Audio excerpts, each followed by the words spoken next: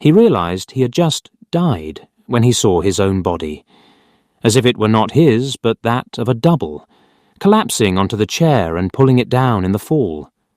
Corpse and chair lay sprawled on the carpet in the middle of the room.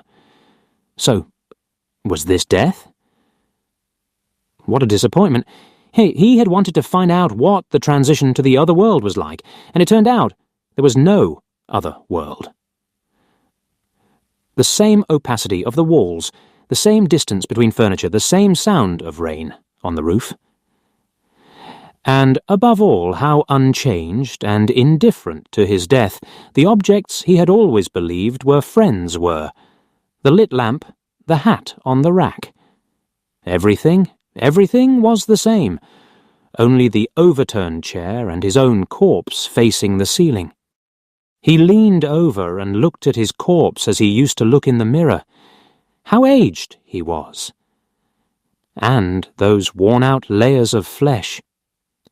If I could lift his eyelids, perhaps the blue light of my eyes would ennoble the body again, he thought, because like this, without the gaze, those cheeks and wrinkles, the hairy curves of the nose, and the two yellow teeth biting the bloodless lip were revealing his detested condition as a mammal.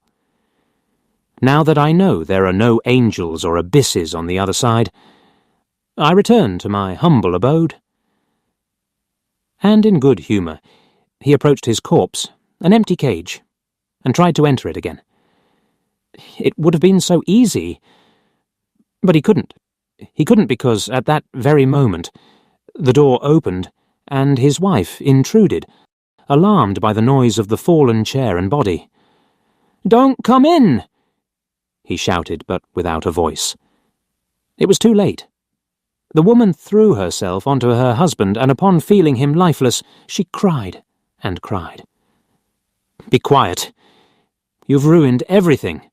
he yelled, but without a voice. What bad luck! Why hadn't he thought to lock himself in during the experiment? Now, with a witness, he couldn't resurrect. He was dead, definitively dead. What bad luck! He watched his wife, almost fainting over his corpse, and his own corpse, with the nose like a prow amid the waves of his wife's hair. His 3 daughters burst in running as if they were vying for a candy, stopped abruptly, gradually approached, and before long they were all crying, one on top of the other. He also cried, seeing himself there on the floor, because he realized that being dead is like being alive, but alone. Very alone. He left the room, sad. Where would he go? He no longer had hopes of a supernatural life. No. There was no mystery, and he began to descend, step by step, with great heaviness. He stopped on the landing.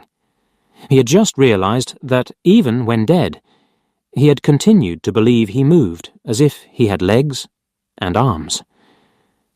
He chose the perspective of the height where his physical eyes had been before. Pure habit. He wanted to try the new advantages, and began to fly through the curves of the air. The only thing he couldn't do was pass through solid bodies, so opaque, as unyielding as always. He collided with them. It's not that it hurt him, he simply couldn't pass through them. Doors, windows, passageways, all the channels that humans open for their activities still imposed directions on his flights. He managed to squeeze through a keyhole, but with great difficulty. He did. Wasn't some kind of filterable virus for which there were always passages. He could only penetrate through the crevices that people see with the naked eye.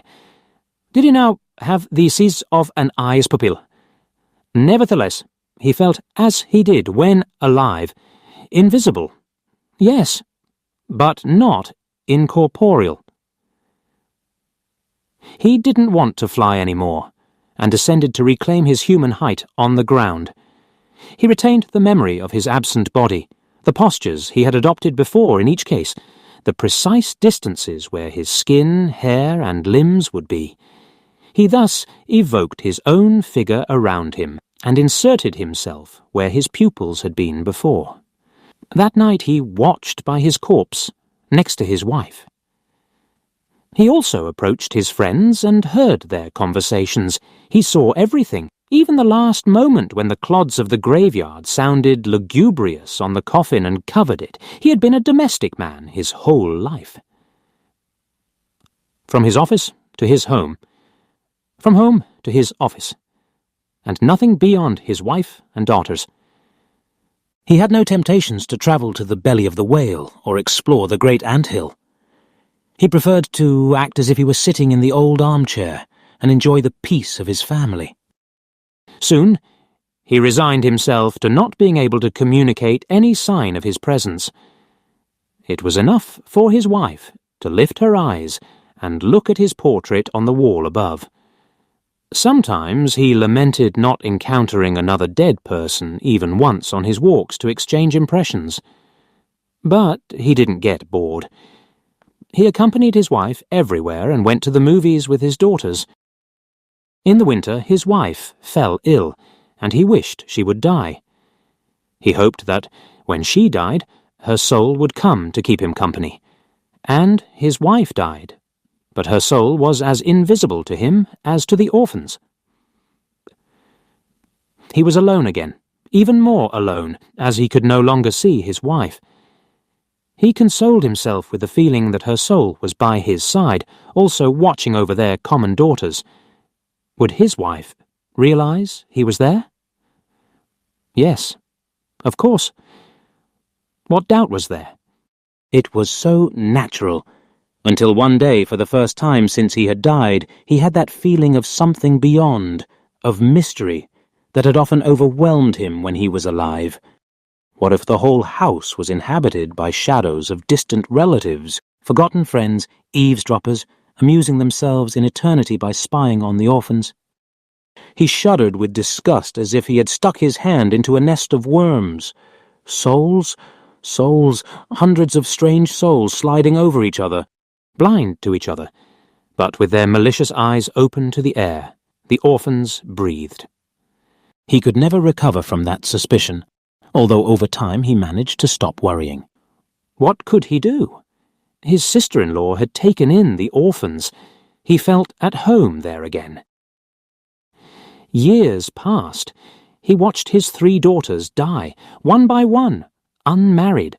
Thus, the fire of the flesh that in larger families spreads like wildfire in the field, extinguished forever. But he knew that in the invisibility of death, his family continued to triumph, that all of them, for the pleasure of being together, inhabited the same house, clinging to his sister-in-law like shipwrecks to the last piece of driftwood. His sister-in-law also died. He approached the coffin where they were keeping her vigil, looked at her face, which still offered itself as a mirror to mystery, and sobbed. Alone? So alone? There was no one left in the world of the living who could draw them all together with the force of affection. There were no longer possibilities of meeting at a point in the universe. There were no more hopes. There, among the flaming candles, the souls of his wife and daughters must be. He said, "Goodbye," knowing they couldn't hear him, went out to the courtyard and flew up into the night.